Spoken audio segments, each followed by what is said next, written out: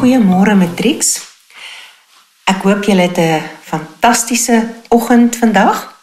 En ons gaan vandag na die laaste, maar ek persoonlik dink dis van die belangrikste gedeelte van die menslike oog kyk, naamlik ons gaan na die akkommodasie kyk.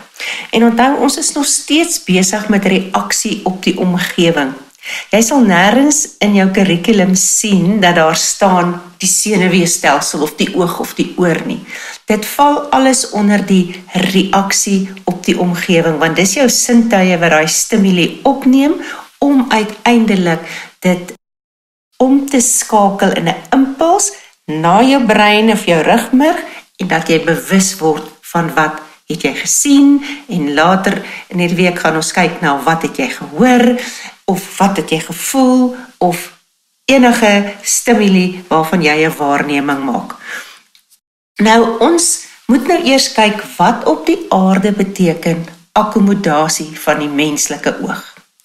Nou akkommodasie sê eintlik vir ons dat dit die vermoë van die oog is om daardie lens wat in die middel van die oog, daai ronde lens, die bolvormigheid daarvan te kan verander, sodat ligstrale kan inbeweeg of ligstimuli kan inbeweeg en dan korrek gebuig word om dan op die retina, die geel vlek van die retina, 'n onderste bobeeld vir jou te gee. So dit is waaroor akkommodasie gaan. Absoluut oor die lens se vermoë.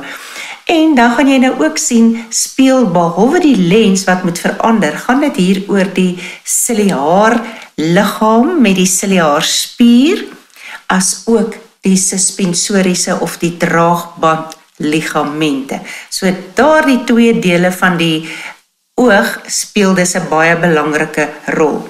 Nou ons gaan kyk na twee afstande van akkommodasie. So ons sê nader as 6 meter gebeur daar 'n bepaalde ding met jou oog en as jy na iets kyk verder as 6 meter dan verander die lens se vorm om 'n beter ligbreking te veroorsaak.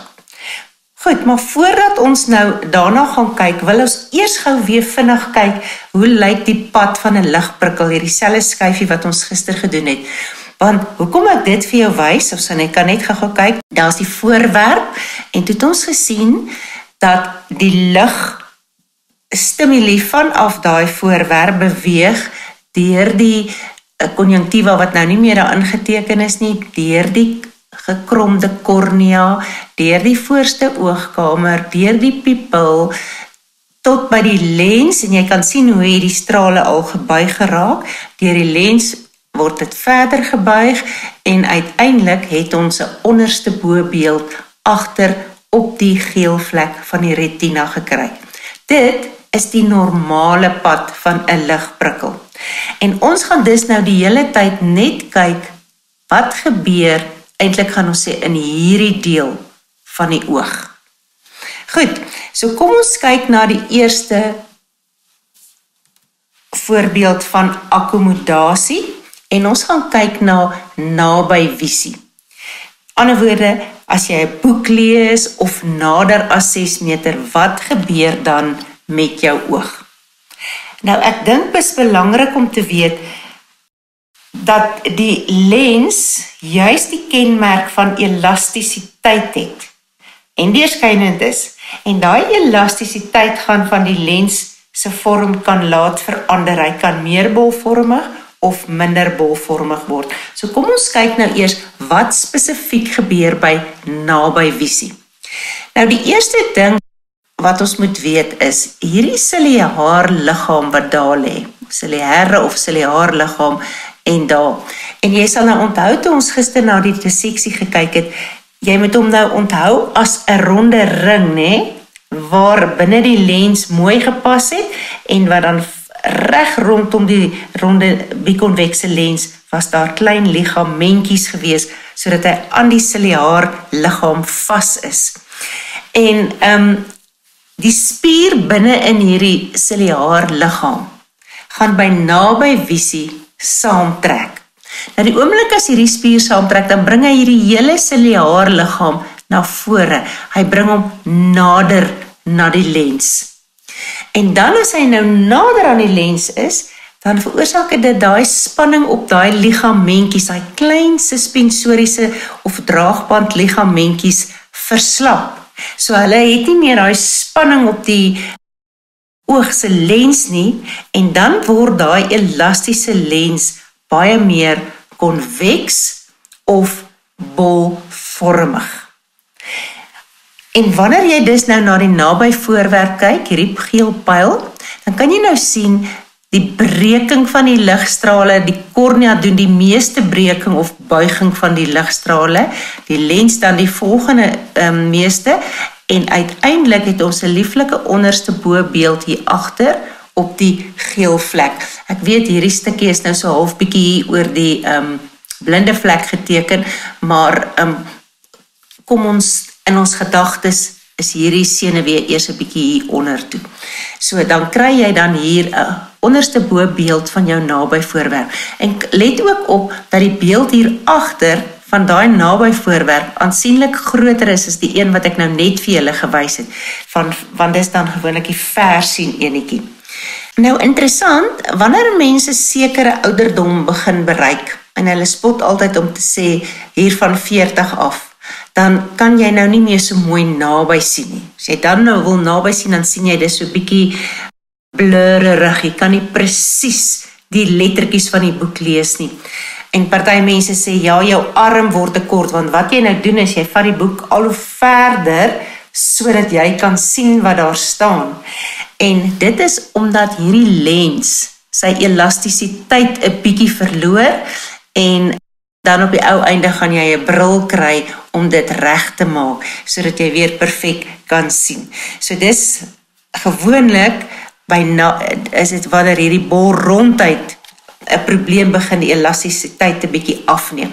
Goed, so dis naby visie, nader as 6 meter. So die lens moet baie meer bolrond wees, en om dit reg te kry, moet die ciliaarspier saamtrek, of die ciliare spier moet saamtrek, sodat die hele liggaam, die hele ciliaarliggaam na vore kan skuif, om die spanning van die ligamente af te haal, en dan kan die lens baie meer bolvormig wees, 'n perfekte fokus agter van 'n groter beeld. Goed, so dit is naby visie. Kom ons gaan kyk nou, daar kom my byskrifte nou eers op, skus, daar is die ciliare liggaam, en daar is die suspensoriese ligamente. Reg, kom ons kyk nou wat gebeur met vervisie of afstandsvisie. Nou dadelik kan jy kyk, as jy net kyk na die lens, dan sien jy die lens is baie platter hier. As ek gou teruggaan na die vorige skyfie toe, dan sien jy, hy's baie meer bolrond, baie meer konveks daar. Goed, kom ons kyk dan wat gebeur nou met afstandsvisie. Nou eintlik is jou oog, wanneer hy op 'n afstandsvisie is hy eintlik die gemaklike, die normale, die lens is dan normaal. Want die ciliairspier wat nou hier binne is, ontspan. En omdat hy ontspan, gaan daai hele sirkelvormige ciliare liggaam gaan dan nou verder van die lens afskuif, so eentjie verder van die lens af, meer na agter, en dan beteken dit, daai suspensoriese ligamentjies word nou saamgetrek na agter, so daar kom 'n spanning op daai suspensoriese ligamente, en daai spanning word nou op die ronde bikonvekse lens oorgedra, en die lens word dus reg in die ronde, word hy dus met daai ligamentjies bietjie platter getrek. En dit is ook so, as jy dan nou van bo af na die lens kyk, dan gaan die rande, die buitenste rand van die lens, gaan dus platter wees as die middel, wat 'n bietjie mos nou dikker is, want hy's mos nou 'n bikonvekse lens. Dan beteken dit, dat die ligstrale, die ligprikkels van buite af, sal dus baie minder gebreek word om vir ons 'n perfekte beeld hier agter op die retina te gee, onderste bobeeld. En jy kan sien, met ver sien is die beeld hier agter ook altyd aansienlik kleiner. Nou kan jy nou maar vir jouself dink, as die ligstrale, nou kom ons sou hierdie ding nou so bietjie langer gemaak het, en die ligstrale kom van daar af, hulle word gebuig, hulle gaan daar deur die pupil. Die ligstrale wat hier aan die kante voorkom waar dit platter is, word nog minder gebuig. So uiteindelik eindig hy daar. En dieselfde aan die kant. Hy kan daar ingaan en hier teen die plat is minder gebuig, maar uiteindelik gee hy tog vir jou die onderste bobeeld. Sodat jy net weet, die kante wat platter is, gaan die ligstrale nog minder buig as die middelste gedeelte van die lens wat 'n bietjie meer dikker is. So jy kom dus nou agter, hoe meer bolvormige lens is, hoe meer word die strale gebuig. En hoe platter die lens is, hoe minder gaan die ligprikkels of die ligstimulie of die ligstrale dus gebuig wees om vir ons 'n perfekte onderste bobeeld hier te gee. Reg, so dit is dan wat betref die verder as 6 meter. Nou soms gee hulle vir jou 'n vraag soos, 'n cricketspeler hou die bowler dop, die bal van die bowler dop, en volg die bal totdat hy hom perfek met sy kolf slaan, om 'n 4 te slaan, sê hulle maar. Dan beteken dit, en dan wil hulle hê jy moet die oogse veranderinge beskryf. Dan beteken dit, jy begin ver sien, want die bowler staan mos verder as 6 meter. Dan gaan jou akkommodasie lyk soos hierdie. Maar soos wat daai bowler se bal, die bal van die bowler nader aan jou beweeg, nader aan jou kom, en as hy by nader as 6 meter kom, dan beteken dit, jou lens gaan verander om meer bolvormig te wees, en dan gaan jy die perfekte bal kan slaan. So jy moet dus kan beskryf hoe die akkommodasie verander het van ver sien af, in hierdie geval van hier af, totdat hy baie meer bolvormig is en nader as 6 meter is en die bal dan 'n goeie groot beeld hier agter op jou geel vlek van die retina vorm. Goed, so dit is wat akkommodasie is. So jy gaan ook sien, ongelooflik baie vraestelle wat jy deurwerk, gaan daar iets wees oor akkommodasie. So ons beskou dit as 'n baie belangrike deel van die oog, want dit is bietjie anders en jy moet mooi verstaan hoe werk die akkommodasie. Gaan leer dit goed. Nou gaan ek net vir jou ietsie sê hier oor binokulêre visie. Nou die woordjie bi beteken 2. So binokulêre visie beteken dis 'n visie waar beide jou oë saam gebruik word. Nou hier het ek vir jou sommer nou net van bo af, jy hoef glad nie hierdie prentjie te ken nie, maar dis nou sommer net om dit vir jou bietjie interessant of duidelik te verduidelik. Kom ons sê hierdie is die regter oog en daar is die linker oog. Nou daar's daai dik oogsenuwee waarvan ons gepraat het. En die oogsenuwee van die regter en die linker oog kruis hier agter die oog. Kan julle sien daai kruis? Daar kruis hy. Praat van dit as die optiese chiasma. En ek sien my byskrif het sekerlik geskuif toe ek hierdie prentjie gebring het, so maskie, so hy is nou heeltemal op die verkeerde plek. Hierdie optiese chiasma moet daar wees. Jy kan sien daar's nog so 'n voorbeeld van 'n lyntjie. En die optiese senuwee is daai dik is daar. So ek's jammer daaroor, maar maak dit nou net in jou kop reg, want dis jy weet dit eintlik, alhoewel jy weet nou nie wat die optiese chiasma noodwendig is nie. So 'n chiasma beteken 'n kruising. Onthou julle daarby profase 1 het ons gepraat van, ons noem daai kruispunte chiasmas. Dis wat 'n chiasma beteken, 'n kruising. So hierdie optiese senuwees van die twee oë kruis.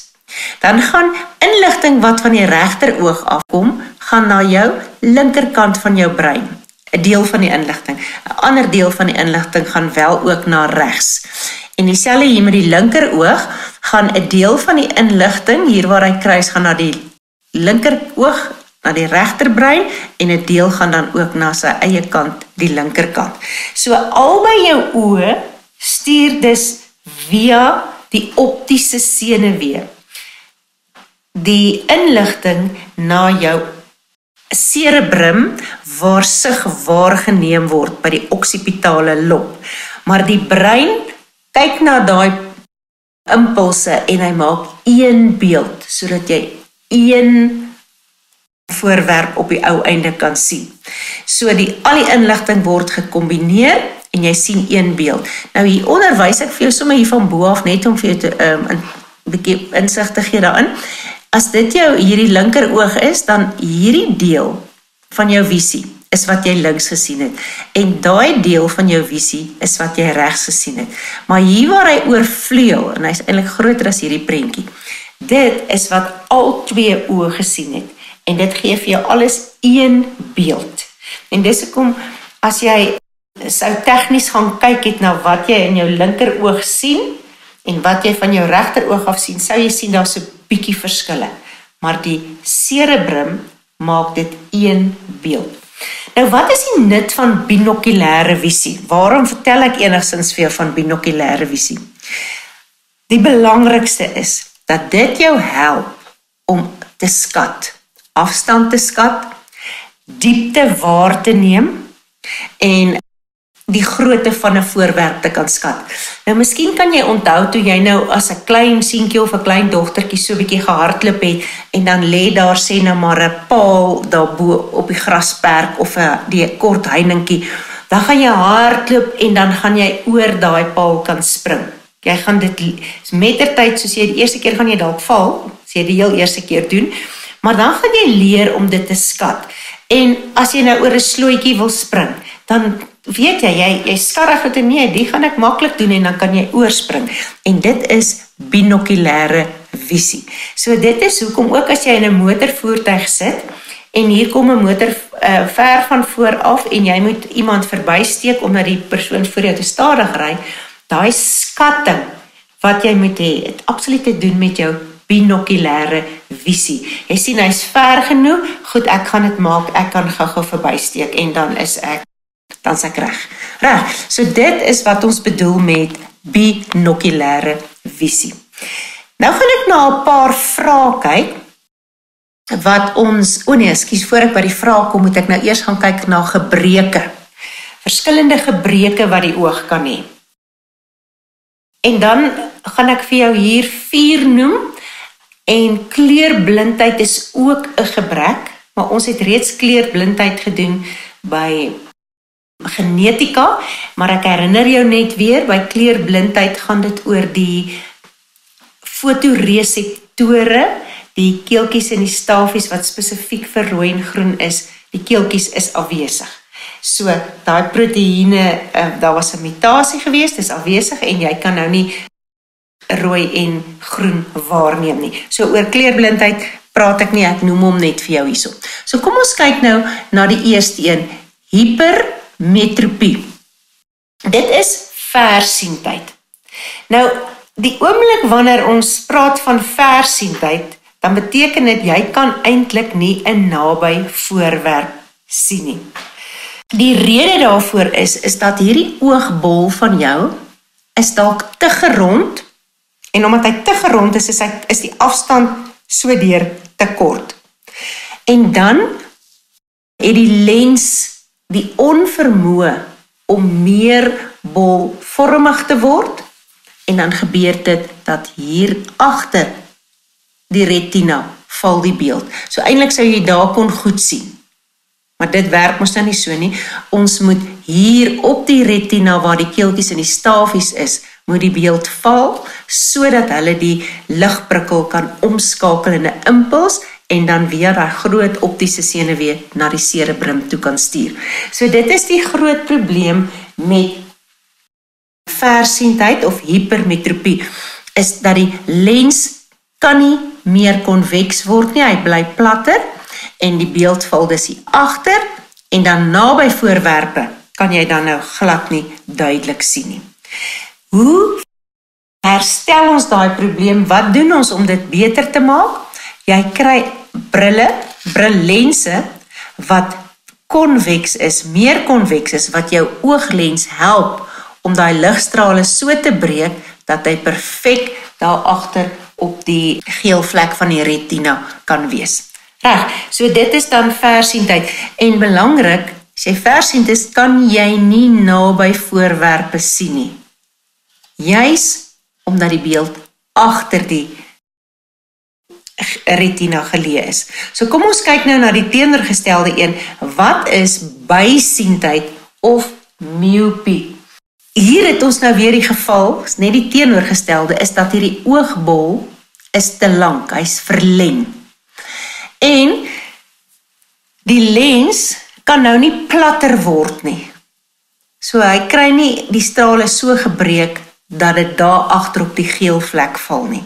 En dan beteken dit die ligstrale val hier voor die retina. En dan is die beeld wat jy op die retina kry baie onduidelik, baie dof. Jy kan dit glad nie sien nie. En dan beteken dit jy kan nie voorwerpe verder as 6 meter sien nie. Jy kan met ander woorde naby voorwerpe perfek sien, maar verder as 6 meter kan jy glad niks ordentlik sien nie. Nou, hoe stel ons dit reg? Ons maak die lense konkaaf. Sien julle? Dis bikonkave lense en daai bikonkave lense help die ligbreking sodanig dat daar absoluut nou 'n goeie beeld op die retina gevorm word. Goed, so dit is wat bysiendheid en versiendheid, myopie en hipermetropie beteken. Reg, kom ons kyk na die volgende twee. Ek het hulle so 'n bietjie aangeraak terwyl ons gewerk het met die kornea. Astigmatisme. Nou, dis 'n baie algemene gebrek en dit gaan oor die kromming van jou kornea. As daai kromming van die kornea onegalig is, dan beteken dit jou ligstrale word nie korrek gebuig of gebreek nie. En interessant, dat die kornea doen die meeste omtrent 70% van jou ligbuiging of breking vind in die kornea plaas. Die lens doen maar die ander oorblywende 20-30%. So jou kornea is baie belangrik en as hy onegalig is, dan buig die ligstrale nie reg nie en jy het 'n verwronge beeld wat dan ontstaan, of 'n dowwe beeld sodat jy nie ordentlik kan sien nie. En die enigste manier wat jy dit kan regmaak is om die lense so te slyp dat hulle nou op die regte plek kompenseer vir daardie onegalige kromming. En ek weet nou byvoorbeeld as jy kontaklense sou dra, dan is daar 'n soort van 'n ampere gewiggie op daai kontaklens sodat hy altyd perfek reg op die oog sit sodat jy 'n goeie beeld kan hê. Nou, die kanse as jy nou byvoorbeeld 'n brildraer is van kleintyd af, dan is die kanse goed dat jy astigmatisties is. Dit gebeur baie dikwels terwyl mense wat net byvoorbeeld ou mens blind word of nie kan sien nie, is omdat die lens nie meer genoeg bolvormig kan word nie en dan kry jy dan 'n bril met 'n lens om jou daarmee te help. Maar astigmatisme is 'n ding wat van geboorte af gekom het reeds. Goed, dan gaan ons na katarakke toe. Nou as ek na katarak verwys, dit het ek dink ek ook al reeds gedoen, waar ek gesê het dat die lens verdof en hy verhard selfs, met ander woorde sy elastisiteit is daarmee heen en hy word heeltemal ondeursigtig. En ek sien dikwels, ek dra self 'n bril en wanneer ek dan nou gaan jaarliks of 2 jaarliks net vir gewone ondersoek, dan doen hulle nou daai kataraktoets, hulle kyk na jou oë en dan hulle kyk of jou lense reg is en alles, en dan op grond daarvan kan hulle besluit dat jy 'n lensvervanging moet hê. Want as jy nie meer kan akkommodeer nie, want jy kan nou self dink as die lens nie meer so elasties is nie, dan kan hy nie meer lekker plat en bolvormig word net die plat nog maklik, maar die bolvormig nie.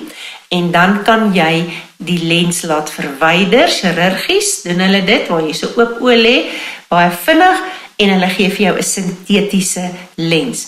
En meestal, soos ek gesê het, is dit die ouderdom. Katarak kan, lyk my ook 'n bietjie geneties wees, maar die grootste probleem is die skerp sonlig. En daai skerp sonlig, UV-strale is baie sleg vir jou retina en natuurlik ook vir jou lens. So as daai lens dowwerig word en jy kan nie meer sien nie, dan is daar darm die geleentheid om dit te vervang. Goed, dit is die 4 siektetoestande waarvan jy moet bewus wees en dan daarmee saam net kleurblindheid ook weer ken, maar jy gaan hom klaar by genetika leer, jy kan hom net hier weer byvoeg. Goed, kom ons gaan kyk gou na 'n paar voorbeelde van vrae wat oor die oog spesifiek gaan. Nou ek gaan vir jou 'n paar gee en jy gaan sien akkommodasie is omtrent in elke vraag. So akkommodasie van die oog is baie belangrik. Nou as hulle vir ons sê, bespreek hoe akkommodasie van die oog vir vervisie plaasvind, dan kan jy in jou gedagte klaar sien met vervisie, dan moet jy 'n platter lens hê. En as jy dit onthou dat van die platter lens, dan sal jy die res kan beskryf. So hier gee ek vir jou die hele vraag, die antwoord sommer vinnig hierso. Die ciliairspier ontspan, want by 'n plat lens is eintlik mos nou die gemaklike posisie vir jou oog. En as die ciliair liggaam ontspan en na agter beweeg, dan gaan die suspensoriese ligamente styf word. En dit gaan 'n spanning op die lens plaas, die spanning gaan vermeerder, so die lens gaan minder konveks of platter word. Ek sou sê as jy sulke tipe vrae beantwoord, gebruik die wetenskaplike term minder konveks of plat is reg, maar praat van minder konveks en meer konveks. En dan kan jy nakie sê platter of ronder, want dan praat jy wetenskaplik. Goed, dan hoe platter of minder konveks die lens is, hoe minder gaan die ligstrale gebuig word en dan gaan ons 'n beeld kry op die retina. Spesifiek sou ek ingesit het by hierdie antwoord op die geel vlek van die retina. Gebruik maar altyd daai basiese wetenskaplike terme in jou vraag. Kom ons kyk gou na hierdie vraag. Die onderstaande diagramme dui die lensverandering aan wanneer op voorwerpe gefokus word. So hier sien ons 'n plat lens by A en daar sien ons by B 'n meer konvekse lens. So, nou kan jy al klaar sien, hierdie is van ver sien, dis soos daai cricket kolwer wat ek vir jou van vertel het, wat die bal van deur ver doppe wanneer hy die bowler se hand verlaat het, en dan wanneer hy dit met sy bat slaan, met sy kolf slaan, dan lyk die oog so. So, weer 'n keer akkommodasie, maar kom ons kyk wat is die vraag. Benoem dele 1 tot 6, nou dis ook maklik. Nommer 1 is die kornea, en dit is altyd so, daar is altyd vrae oor byskrifte, so jy moet hierdie sketse ken. 2, dink ek wil hulle hê, moet op daardie, miskien is hy op die iris daar, jy sien, soms gebeur dit soos hier, dat die byskriflyn verbygaan. As hy gestop het daar, kom ons neem aan, hy moes gestop het op daai gedeelte, dan was dit die iris. Daar waar hy nou is eintlik die agterste oogkamer, wat ek nie eintlik eers vir jou genoem het nie. As hierdie die voorste oogkamer is, dan tussen die iris en die draagbandligamente is daar ook 'n ruimte, en dit noem ons die agterste oogkamer. Maar ek vermoed, daai een sou die iris gewees het. Nommer 3 kan die voorste oogkamer wees, maar as hulle vir jou so hakie hier getrek het, so, as hulle nou die hakie so getrek het, dan het dit gegaan oor daai opening daar. Dan is 3 die pupil. So kom ons neem aan, en ek gaan nou sommer daai enetjie daar laat eindig, sodat dit nou maklik is, want ons leer nie regtig die agterste oogkamer nie. Goed, nommer 4 is dan die lens, nommer 5 is die draagbandligamente, en nommer 6, daai kolletjies dui aan op die ciliaire spier, wat in die ciliaire liggaam is. So, die hele daai hele gedeelte, daai verdikking is die ciliare liggaam en daai kolletjie dui nou vir ons die ciliare spier aan. Reg, so kom ons kyk gou na wat is die antwoorde. Ons het nou 1 tot 6 genoem, dan watter van die oë A of B is op 'n ver voorwerp gefokus en gee 'n rede vir jou antwoord. So, hoe platter, hoe minder konveks die lens is, hoe verder is die voorwerp. En daar kan jy nou die antwoord sien, want om hom plat te kry, beteken dit hierdie ciliare liggaam moes na agter beweeg het. Jy kan dit baie mooi sien eintlik hierso, né? Hy het na agter beweeg, weg van die lens af. So kyk die spanning op daai suspensoriese ligamente, wat dan hierdie lens baie platter trek, en onthou, dis weer 'n keer ciliare liggaam in die ronde, so die lens word eweredig vanuit daai ronde sirkel uit, van al die kante af plat getrek. Goed, en watter genommerde deel reguleer die hoeveelheid lig wat die oog binnekom? En dit sal dus wees, sien daar het ek nou nommer 2 geskryf, maar dit moet nommer 3 wees, want dit is tog nou die pupil. Die pupil reguleer die inhoud, maar ek dink dat nommer 2 die iris is, dis die iris wat saamtrek om uiteindelik die pupil vir ons groter of kleiner te maak. Dan sê hulle by nommer 4, verduidelik hoe die verandering van A na B teweeggebring word. Gebruik nommers en name in jou verduideliking. So ons het nou al hierdie een gedoen, hier kom iets by. Onthou julle, ons het gister vir mekaar, of eergister vir mekaar gesê, wat is verduidelik? Verduidelik beteken oorsaak gevolg. Of jy maak 'n stelling en jy verduidelik hoekom jy so sê. So, nou sê hulle, dis ons eerste wenk, hoe die verandering van A na B plaasvind, dan sê hulle hier's 'n volgende belangrike ding. Gebruik nommers en name in jou verduideliking. Onthou jy, ons het gesê eergister, let mooi op. Moenie net die naam gee nie, gee ook die nommer. Want as jy dit dan so nie doen nie, dan beteken dit jy weet nie eintlik waar is daai ciliare spier waarvan jy praat nie.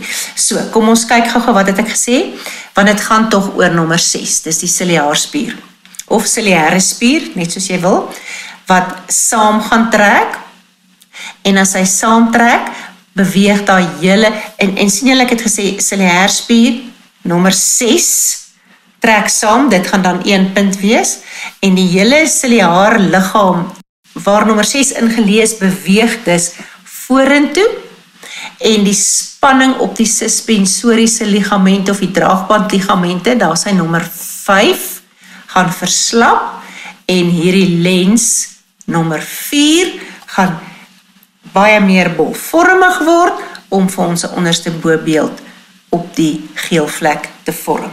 Reg, so die vangplekkie is, gebruik nommers en die name. Goed, het ook 'n interessante enetjie, wat sê die diagram hieronder verteenwoordig 'n menslike oog, wanneer die persoon na 'n voorwerp 6 meter van hom of haar af kyk. Nou, ek wil graag eintlik hê, dat as ek hierdie voorbeeld van probleme doen, dat jy eintlik die pausknoppie druk, en kyk of jy hom self kan doen, en dan kom ons terug, as jy hom dan los, dan kan jy die antwoord hier kry. Maar kom ons kyk gou wat het ons in hierdie skets. In hierdie skets sê hulle, voorwerp A, daai sterretjie daar, is 3 meter weggeplaas, en voorwerp B is 8 meter weggeplaas.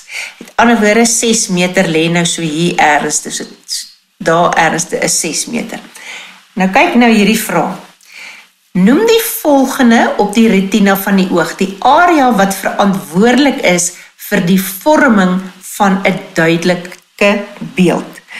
Natuurlik is daai area die geel vlek op die retina. Stem julle saam? Dan nommer B, die fotoreseptore wat by lae ligintensiteit gestimuleer word. So ons weet nou hier in die retina is die keeltjies en die stafies, watter enetjie is vir lae ligintensiteit, dan weet jy ook nou dit is die stafies. Dan by nommer 2, Noem die ooggebrek wat aanleiding gee tot die onvermoë van die oog om op voorwerp A te fokus. Nou wat belangrik is, voorwerp A het hulle gesê, is 3 meter weg. Nou beteken dit dat hy kan nie daai naby voorwerp sien nie. En as hy nie daai naby voorwerp sien nie, dan beteken dit, hierdie persoon is versiende. So dit is ons siekte toestand hierso, of ooggebrek eintlik, is versiendheid. Of hypermetropie. Dan vra hulle nou, noem die soort lens wat gebruik sal word om die gebrek te kan korrigeer, die versiendheid te kan korrigeer. En dit sal dan wees, 'n bril met konvekse lense kan gebruik word. Goed, dan by vraag 4, weer die gewone normale akkommodasie. Kyk wat sê hulle, verduidelik die rol van struktuur P en Q. So P is dan die ciliaarspier, hulle wys weer op daai kolletjies, kan jy sien, daar's so 'n klein kolletjie wat die spier aandui. Die verdikking is die liggaam, die ciliare liggaam of die ciliaar liggaam. En Q is dus weer vir ons die suspensoriese ligamente. So jy moet weer gewoonweg absoluut net akkommodasies van die oog doen, en ons het hom nou al 'n verskeie kere gedoen, maar hier staan hy nou weer. Hierdie keer P, die ciliairspier trek saam, die ciliair liggaam beweeg nader aan die lens, en dan gaan die Q, die suspensoriese ligamente, gaan verslap, en as dit verslap, as ek net gou teruggaan weer na die vraag, as daai ligamente verslap, dan word daai baie meer bolvormig, om dan vir jou 'n beeld hier op die ou einde te gee, wat op die geel vlek van die retina voorkom. Goed, so kan jy sien, ons het nou 3 vrae gedoen, en al 3 vrae is akkommodasie, dis 'n baie belangrike gedeelte van die oog. Kom ons kyk nou gou na hierdie enetjie. En hier gaan dit oor, die grafiek hieronder toon die resultate van 'n mate van konveksiteit van 'n deelnemer se lens gemeet oor 'n sekere periode. Nou baie keer as mens so prent kry, dan as jy eers vir 'n rukkie verstar, lees net eers mooi. Die deelnemer is gevra om gedurende die tyd aangedui na 'n voorwerp te kyk wat nader of verder van die deelnemer kon beweeg. Nou kom ons kyk gou-gou na hierdie grafiek. Hier sien ons tyd in sekondes. Hier sien ons die vorm van die lens. Hier is hy minder konveks, met ander woorde vir ver sien, en daar is hy meer konveks, met ander woorde vir nader as 6 meter, nee. Nou het hulle hier verskillende vlakke, ED, so loop dit nou hier, nou sê hulle. Noem die naam van die proses wat die vorm van die lens verander. So as die lens van daar na daar verander, 1 proses, akkommodasie. Dan gee die letter op die grafiek van die periode in die ondersoek toe die voorwerp die naaste aan die deelnemer was. Want onthou, hulle dit mos nou beweeg van ver na naby. En hier kan jy nou sien, daar waar hy die mees konvekste was, E, is met ander woorde die naaste. Kom ons kyk net gou die antwoorde daar. En dan vra hulle, gee die letter op die grafiek van die periode in die ondersoek toe die voorwerp na die deelnemer beweeg het. So, as ons nou gaan kyk waar het hy na die deelnemer beweeg, dan gaan ons nou sien, dit is daai B of D.